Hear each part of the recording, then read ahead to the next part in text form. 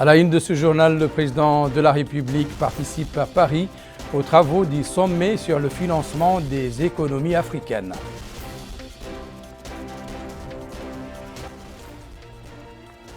L'initiative pour la transparence des pêches publie le premier rapport FITI Mauritanie.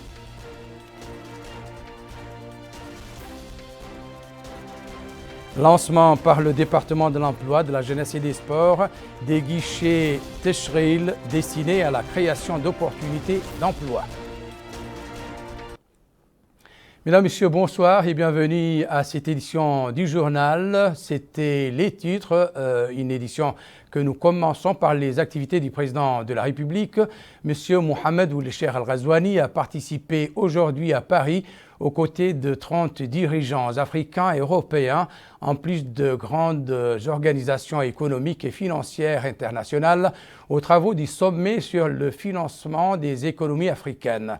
Outre cette réunion consacrée au financement et au traitement de la dette publique, une seconde rencontre a été organisée sur le thème du partenariat public-privé. L'idée du sommet sur le financement des économies africaines est née en 2020 lorsque le Fonds monétaire international a estimé que le continent africain risque de faire face à un déficit financier de l'ordre de 290 milliards de dollars en 2023. La clôture du sommet sera marquée par une conférence de presse conjointe des présidents français Emmanuel Macron et congolais Félix Tshisekedi Tshilombo, président en exercice de l'Union africaine.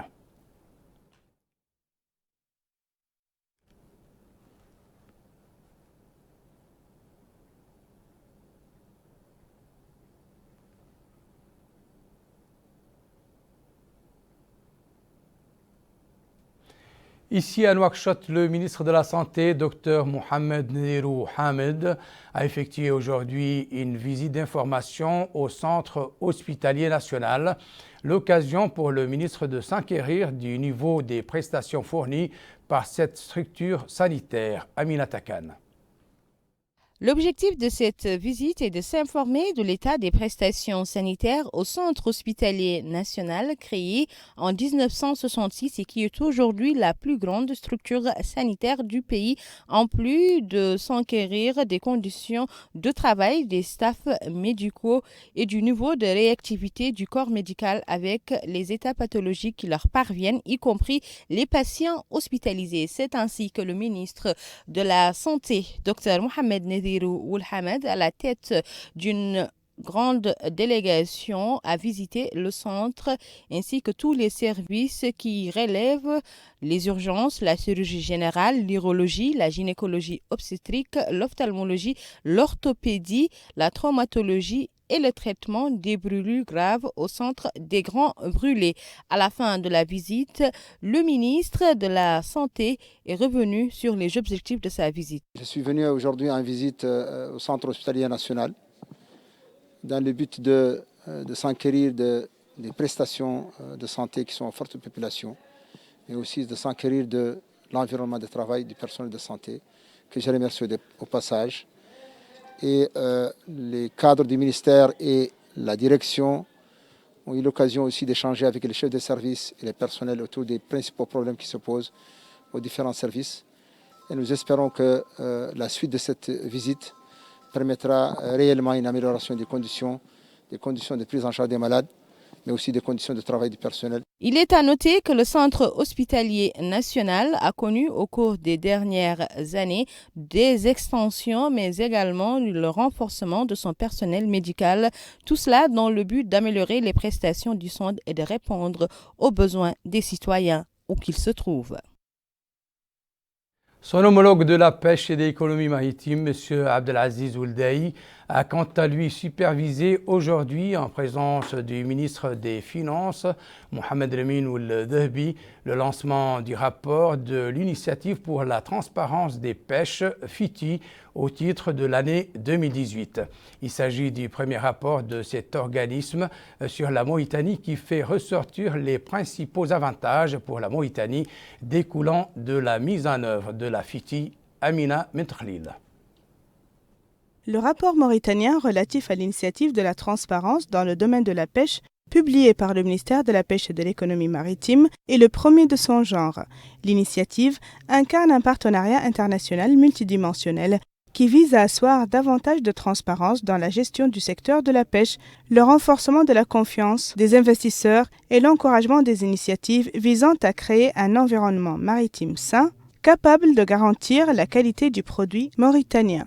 Le ministre de la Pêche et de l'Économie maritime, M. Abdelaziz Ould Dahi, a affirmé que la publication par la Mauritanie du premier rapport dans le cadre de l'initiative de transparence pour l'année 2018 constitue une grande réussite qui sera renforcée par le démarrage durant les semaines à venir de l'élaboration du deuxième rapport de la Mauritanie qui couvrira les 2 années 2019 et 2020 et qui sera publié avant la fin de l'année en cours. Le troisième rapport, qui devra couvrir l'année 2021, sera quant à lui publié durant le premier trimestre de l'année prochaine. La présente étape, poursuit le ministre, ne représente qu'un premier pas sur un long chemin qui mènera à une rupture totale avec des mentalités et des comportements négatifs qui ne sont plus valables pour l'administration mauritanienne de nos jours. Une administration qui vise à atteindre le niveau des aspirations du peuple mauritanien qui, plus que jamais, souhaite un changement vers les valeurs de transparence, d'égalité, de responsabilisation et d'intégrité.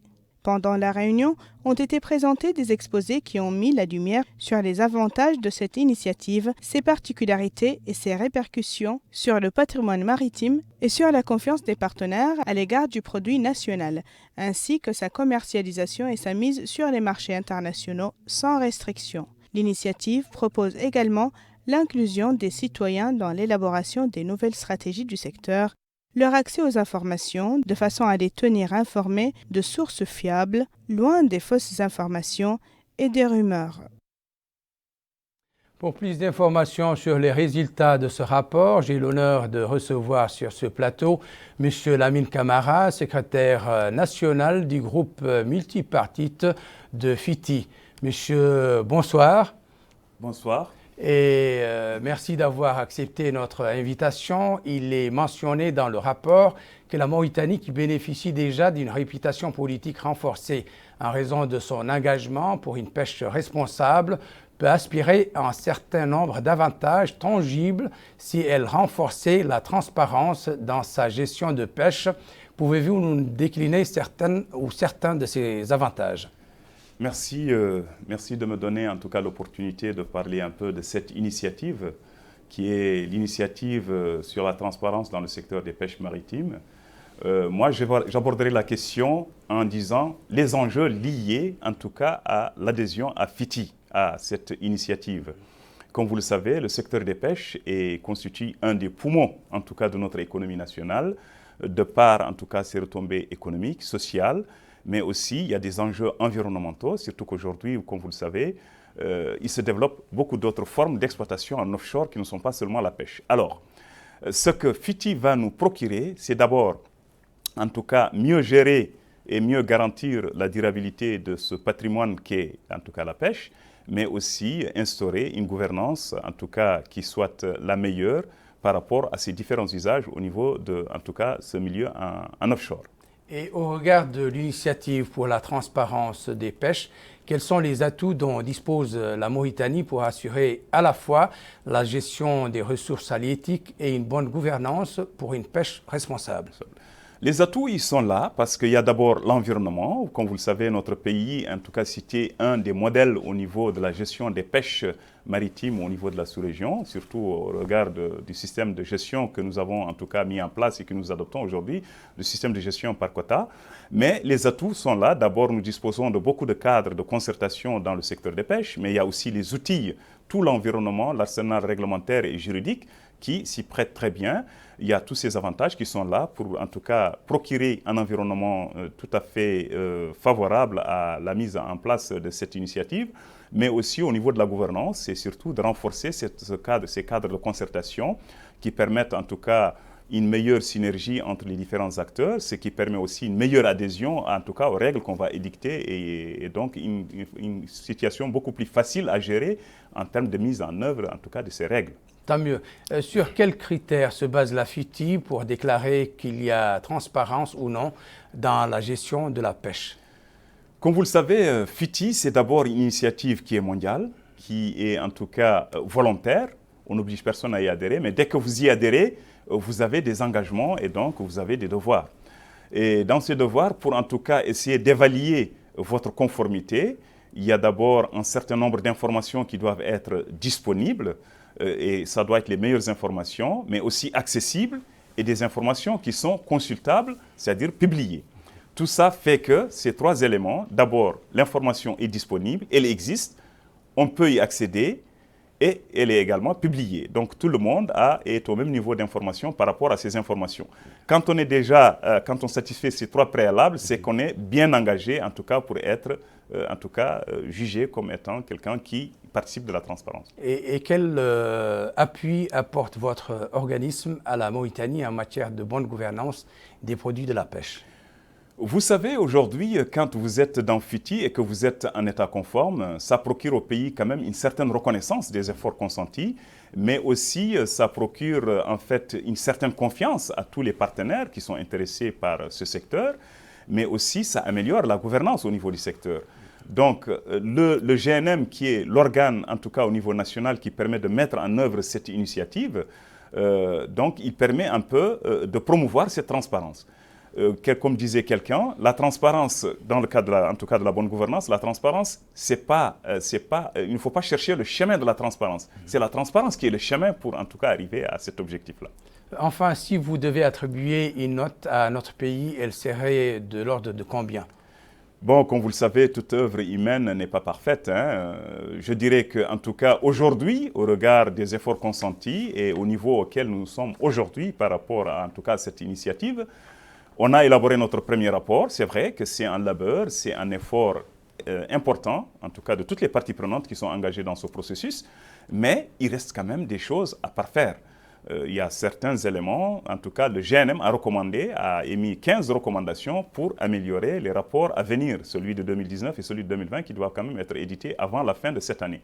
Moi je donnerai en tout cas à mon pays en 17, je dirais que c'est pas en tout cas... c'est pas trop, en tout cas, cher payé, mais en tout cas, 17, c'est déjà le minimum que je donnerais, en tout cas, comme note, 17 sur 20. C'est en tout cas une bonne note. Merci donc, Monsieur Lamine Camara. Je rappelle que vous êtes secrétaire national du groupe multipartite de FITI. L'actualité nationale marquée par ailleurs ce mardi par l'ouverture officielle des guichets Teshril sous la supervision du ministre de l'Emploi, de la Jeunesse et des Sports, M. Taleb Oulsid Ahmed. Ces guichets constituent un nouveau départ pour un service public d'emploi de qualité capable de contribuer efficacement à la création de l'emploi. Mohamed Khattat. C'est une innovation de taille qui va permettre d'avoir des données fiables sur les demandeurs d'emploi et surtout de permettre leur catégorisation afin de répondre au marché du travail.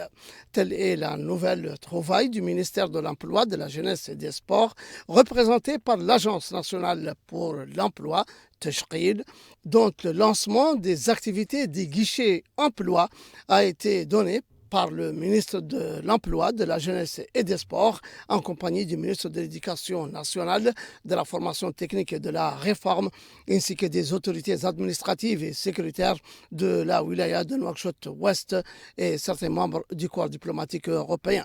Ces guichets emploi utilisent des systèmes informatiques de pointe intégrés permettant l'enregistrement des demandeurs d'emploi, leur catégorisation et leur orientation. Le ministre de l'Emploi, de la Jeunesse et des Sports a souligné à cette occasion que cet événement est important parce qu'il introduit des changements de fond. Surtout, dit-il, que nous avons hérité d'une situation difficile en matière de chômage, lequel n'a jamais été traité comme il se doit.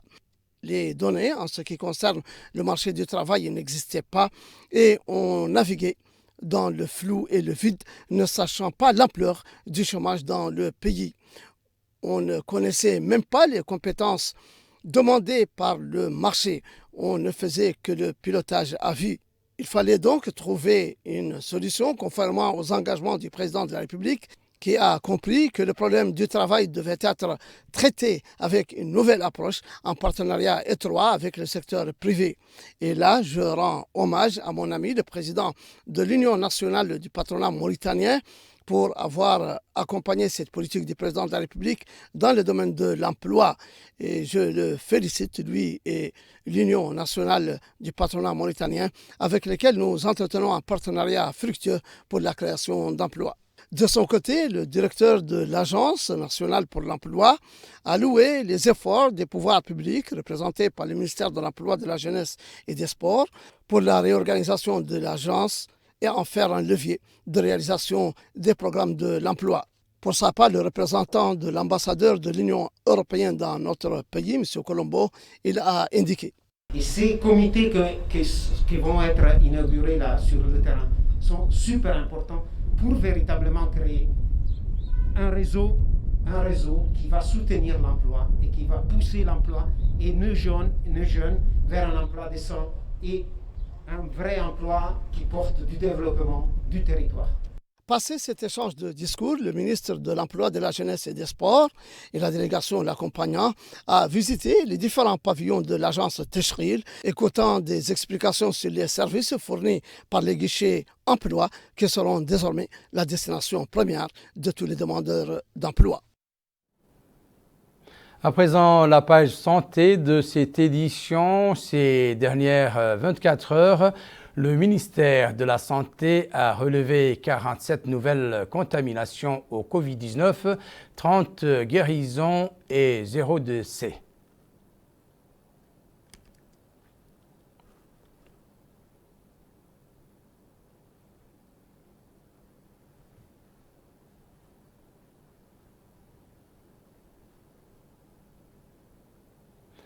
L'actualité à l'intérieur du pays nous conduit d'abord à Nouadhibou, dont le wali, M. Yahya Ould Cheikh Mohamed Vall, a présidé aujourd'hui une réunion consacrée à la sensibilisation des représentants des associations de parents d'élèves au niveau régional au sujet du nouveau plan de sécurité pour lutter contre les comportements préjudiciables dans la wilaya.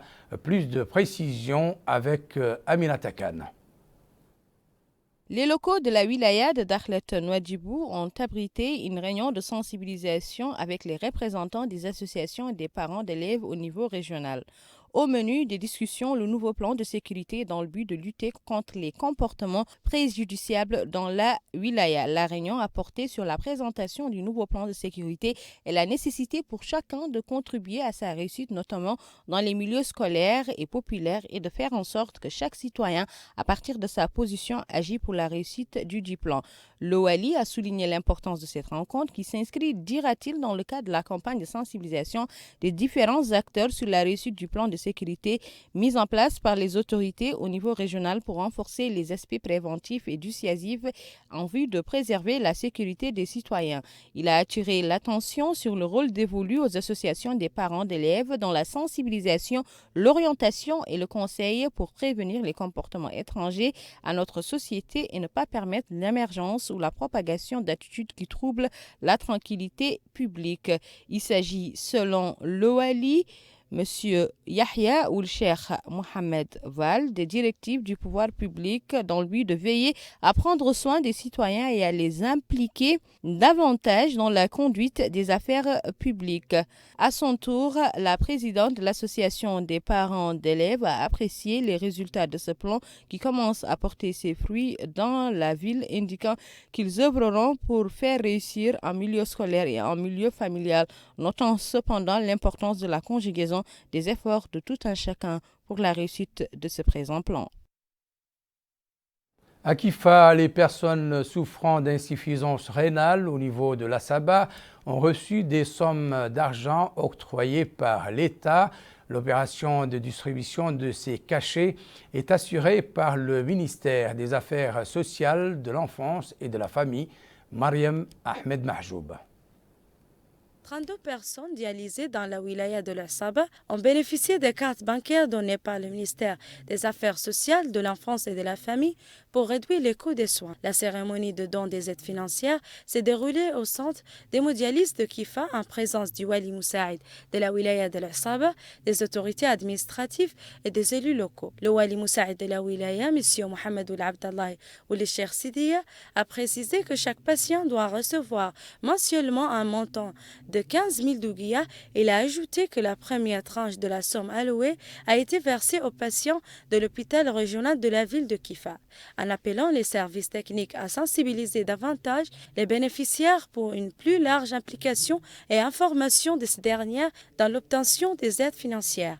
Les patients ont loué ce geste généreux du MASEF qui traduit l'intérêt que le pouvoir public accorde aux citoyens, notamment le volet appui et prise en charge des patients dialysés. Ces aides financières s'inscrivent dans le cadre du programme Ta'ahoudati visant à améliorer les conditions de vie des franges les plus vulnérables de la société, notamment les personnes souffrant d'insuffisance rénale qui ont bénéficié récemment de l'ouverture des unités d'hémodialyse dans toutes les wilayas du pays.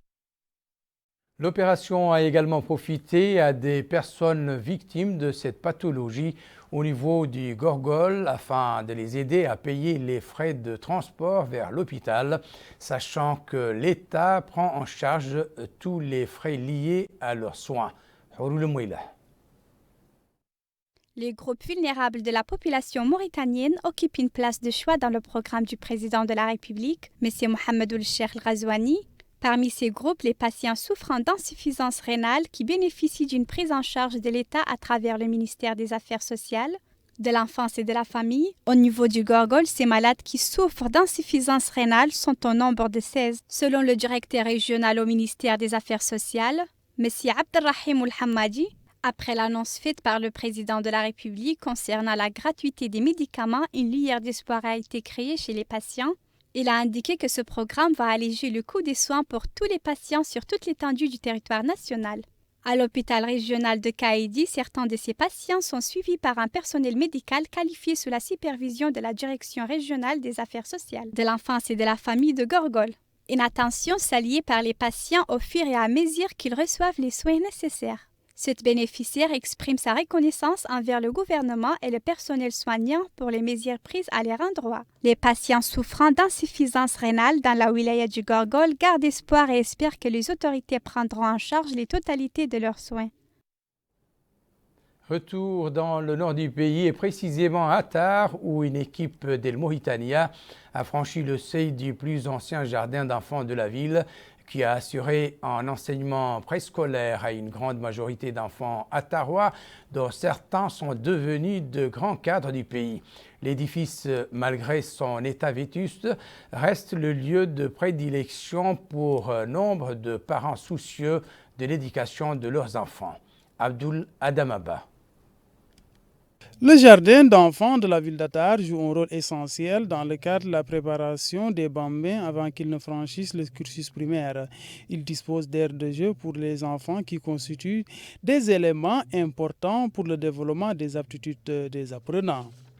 Cette monitrice affirme qu'au niveau de ces structures, il existe 3 programmes qui sont au menu des cours d'ici. Il s'agit, dit-elle, du calcul, de l'instruction islamique. En plus, on a aussi un programme dénommé la santé et la propreté. Elle a enfin souligné que le rôle est de préparer ces enfants pour le cycle primaire. Les enfants âgés entre 3 et 6 ans sont accueillis au sein de ce jardin où ils suivent plusieurs programmes dans le cadre de leur formation. Quant à ces résidentes, elle précise que les enfants avaient besoin de cette formation qui, dit-elle, permet à ces derniers d'avoir le niveau requis avant d'être inscrits en première année.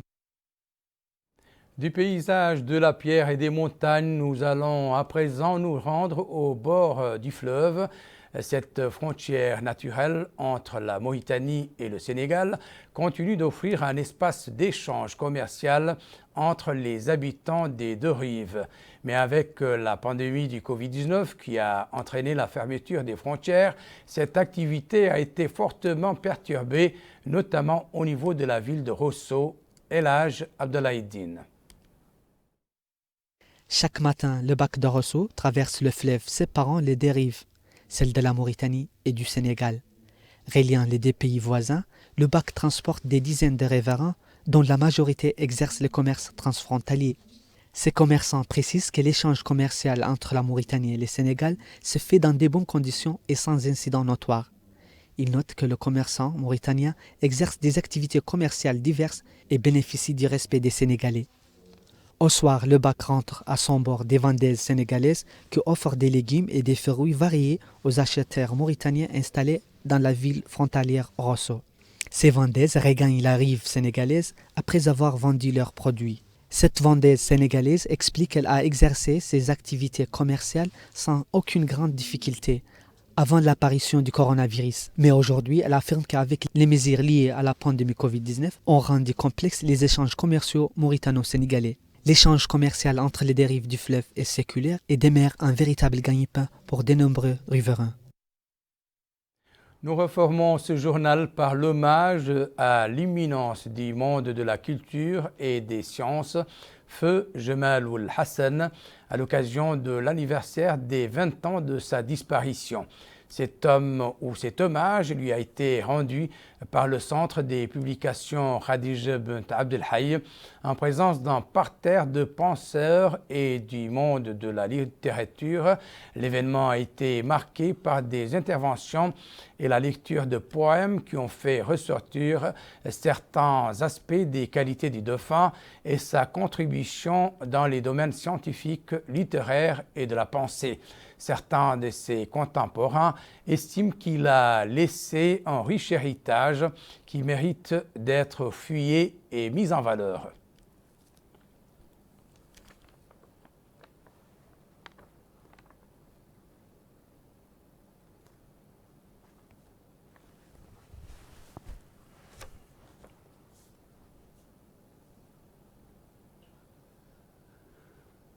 À présent, le rappel des principaux titres de cette édition. Le président de la République participe à Paris aux travaux du sommet sur le financement des économies africaines. L'initiative pour la transparence des pêches publie le premier rapport Fiti-Mauritanie.